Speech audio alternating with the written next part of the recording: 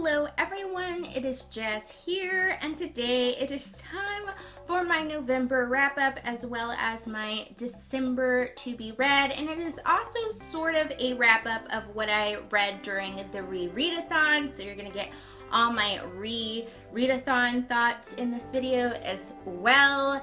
And yeah, I read something like 9 books in the month of November, so let's just go on and talk about these fabulous books. The first book that I completed in the month of November was The Girl on the Train by Paula Hawkins. This is about a woman named Rachel, and every day she commutes on the train to London, and while she's on the train she likes to watch this husband and wife couple on their deck at a distance, and she has made up this big story about how fabulous the life of these people is and has given them names and all these things. Now one day she is on the train and she sees the wife involved in something very interesting and shocking, and then proceedingly after she sees that, the wife in this situation goes missing, and she kind of tries to figure out what is going on, and all sorts of insanity ensues because it is a psychological thriller. I started this a really long time ago. I think I started listening to this in audiobook in something like July, and then didn't finish it till the beginning of November, not because I didn't find it interesting, because it was sort of a slower type read/listen kind of book. I do think that it is kind of a downer. Once you find out that the main character, Rachel, is a complete alcoholic, the woman that goes missing, Megan, she is really depressed and having a lot of psychological problems. You know, because it's also a thriller, that it's not really going to go up for these people. So it should make it a little bit of a slower read just because, well, it's kind of sad. But that doesn't make the book not interesting. It is a very interesting book. I will say that it did start off a little slow. Once it starts rolling, it really starts rolling about halfway through. But it does take a little while for things to build. And so that was maybe not my favorite element. I think if I had actually been reading it in print, I might have actually put the book down near the beginning and maybe not picked it up.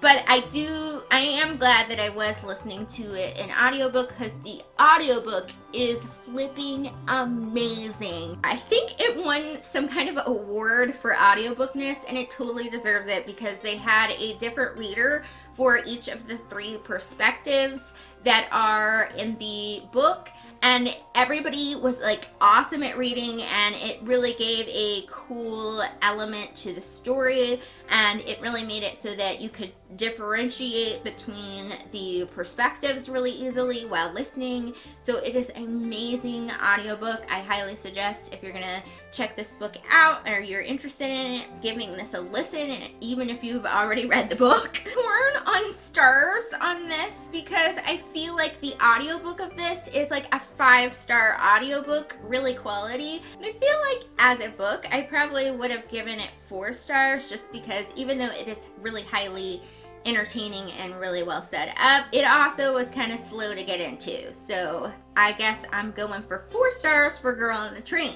Next, I finally got around to reading the play King Lear by William Shakespeare. Now, if you don't know, King Lear is about a very old king, and he decides that he's going to kind of relinquish his kingship and split his kingdom amongst his 3 daughters. And to do this, he decides to kind of play this very silly game in which he asks his daughters to say how much they love him, and they're supposed to say all these glowing, fabulous things, and the first 2 daughters say all this, kind of bull about how fabulous he is, even though they don't really love him at all, and they're kind of mean psychos.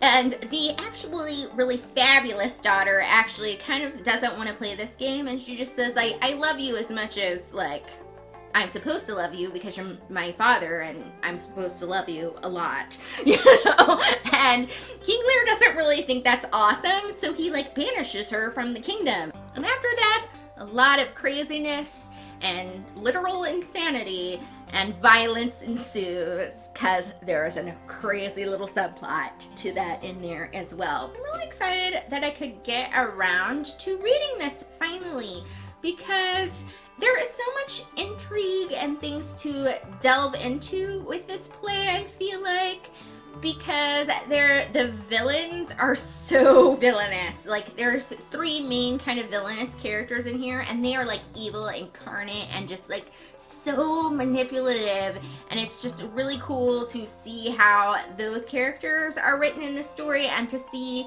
when like people go crazy like King Lear, how those moments are written, and even how the contrast with like the good characters and how even the good characters kind of have flaws. It's really interesting, and there's just so much stuff going on that I will definitely want to delve into for a long time, other than my initial read through of this. Of course, would love to see a production of this, or find some productions that are recorded of this, because Shakespeare always is more interesting when you can see it performed, because everybody has their own interpretation. So I definitely loved what was going on with this play, even though it is a tragedy, and yeah, so don't expect like no happy ending because that's not going to happen. I also will say, in terms of reading Shakespeare, that this is a really fairly easy read in terms of the language. I will say that when people start like kind of losing their minds, it is a little bit harder to understand, and you have to kind of reread over things to kind of grasp what they're trying to say. But other than that, it's actually a pretty easy Shakespearean read in my fair opinion. But I read Shakespeare a lot, or at least 1 play a year, so I don't know, maybe I'm not a good person to judge. And I decided to, of course, give this 5 stars, because I just don't feel like I can give Shakespeare anything less than 5 stars. Now we enter the books that I completed for the rereadathon that took place during November. So the first book that I reread for that was Winter of Fire by Cheryl Jordan. This is a sort of post-apocalyptic dystopian fantasy kind of book. It's a melding of genres. Basically, the Earth has become a complete cold wasteland. This causes there to be a class system created. The first class is the chosen, and they are, you know, the chosen. They're the higher class. Then there is the quelled. The quelled are basically slaves that work in the mine. The main bit of the story is about a teenager named Elsha who is a quelled, and she works in the mine, but one day she gets called to be the handmaiden to the Fire Lord. And the Fire Lord is a man who has the ability to find the coal when a mine needs to close down. He finds a new mine to mine in. They call it Firestone in here, but it's basically coal. It is like unheard of for a non-chosen person to be called to be a handmaiden to the Fire Lord. So she basically gets to work for him, and insanity kind of ensues because there is a lot of hatred towards her and her people. Basically just like her journey dealing with all that, and then she discovers some really interesting stuff about herself and all that fun stuff. This book is no longer in print, and I talk about it on this channel all the time because I love this book so much. I literally love this book so much that the pages are falling out of this book because I got it back in 6th grade and I like love rereading it, and I like to forget about it before I reread it. So I did forget about it quite a bit, and then I reread it and it was just like new again, and it was really weird because I started to really notice the descriptions of the people, and the people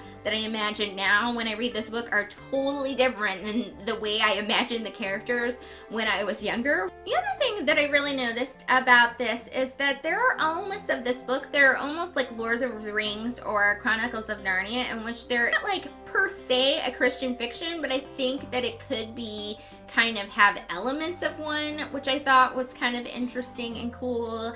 And I also just really found the adventure of it great. I really could, like, as an adult, understand more what was going on with the story, because I don't think I've read it since I was like an older teen. So it really was just cool to see all these new elements of the story, and just, yeah, of course I loved it. 5 stars. It's just like my favorite book ever. And I don't know, I'm like, people please, Scholastic, put it back into print. This book I completed was the 50th anniversary edition of The Outsiders by S.E. Hinton. And this fabulous book is about a young boy named Pony Boy, and he is a greaser, and there are of course the socias, which are like the socials that are like the wealthier kind of people, and there's obviously a lot of fighting going on between those two class systems. Pony Boy and one of his friends get into some trouble, and they kind of end up running away. I saw this 50th anniversary edition, and I just like had to have it because I love this book so much. Just a special book. The characters are so fabulous. It doesn't even feel like a fictional story. It just feels like this real person has written you this letter telling you about their life, and it is just like amazing. And I think it's also amazing that S.E. Hinton is like a female, but she really seems to understand like men and boys and how they think and the way they socialize, which is so very cool and interesting. I also just love the thoughts and the ideas that this book brings across about how everybody like has their struggles and things like that. And yeah, the book just like will give you the feels. It just gives me the feels. Like between that and Runner of the Fire, I was like, oh, the feels. In terms of this edition, it is very cool to have because there's some really cool info in the back, in the additional info about the author and her publishing, and also some of the actors that were in the film The Outsiders wrote little kind of short things about their experience.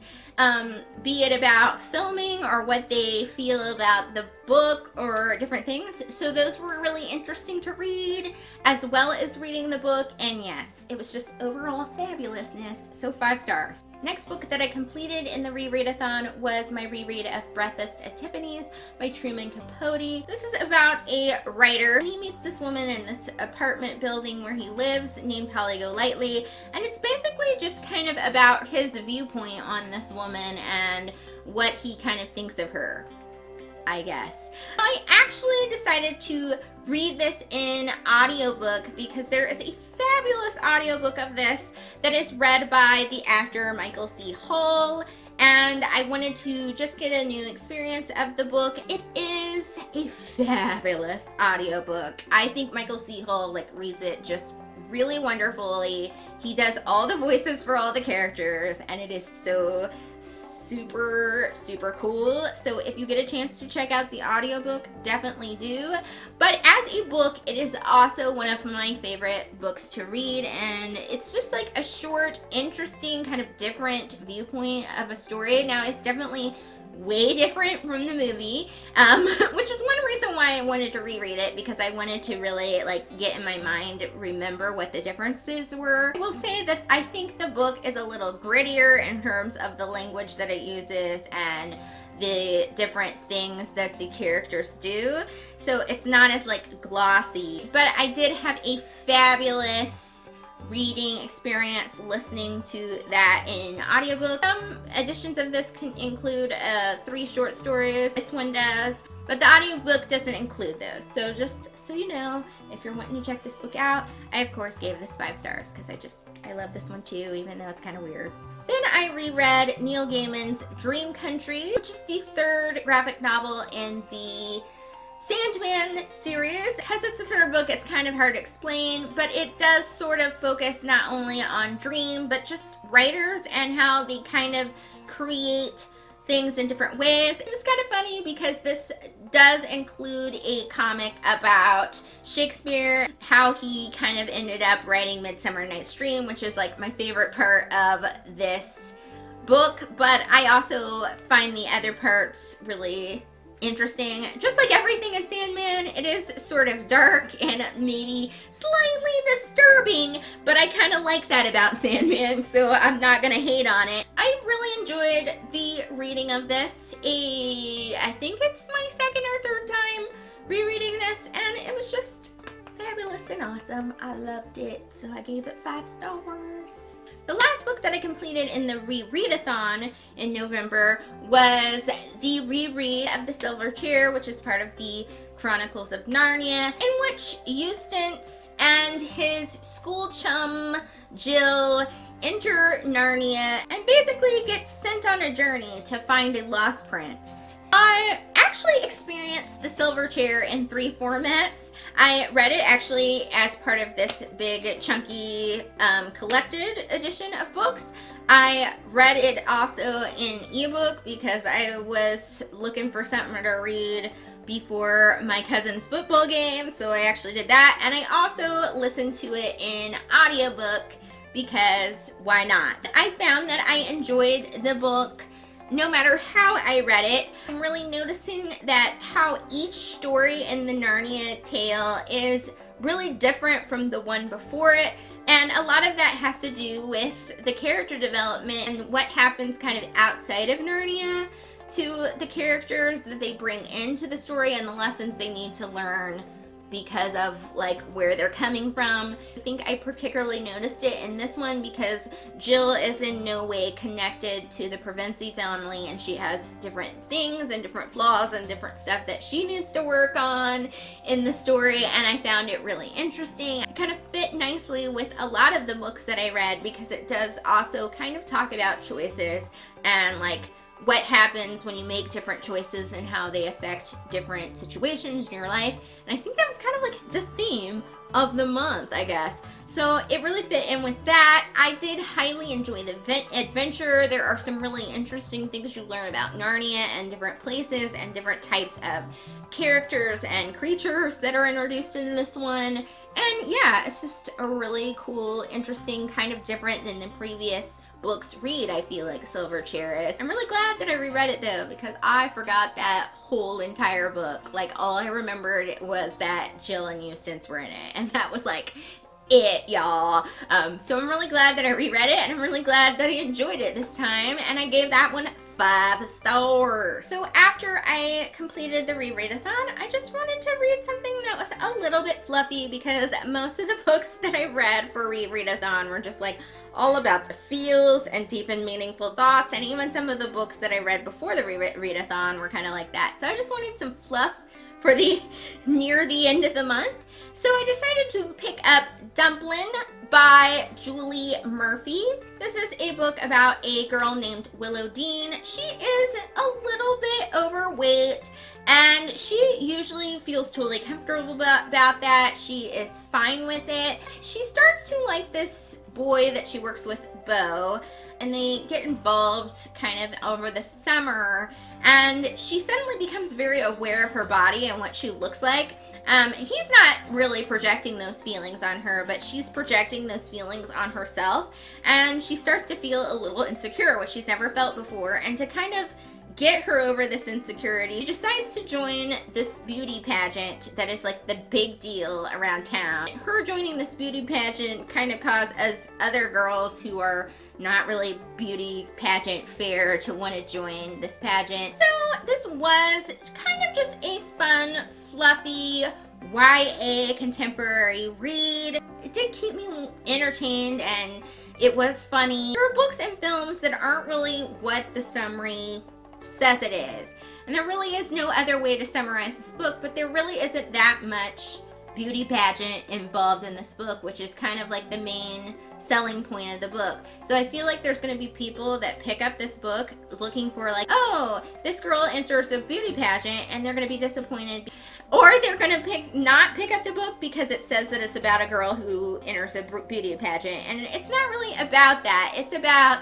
this girl dealing with the death of a family member, dealing with like discovering different sort of things about boys and what it means to be in different kinds of relationships. And it's about her and her friend and what they're going through, and also Willowdean and her mother. That's the main point. The beauty pageant is sort of just a plot point to kind of like carry some of those feelings and things that Willowdean is exploring across. I will admit that in the beginning of the book, I was like, so when are we gonna get to this beauty pageant stuff? It seemed to take a while, and I feel like other people are probably gonna think that too. It does kind of suffer from some of the YA tropes.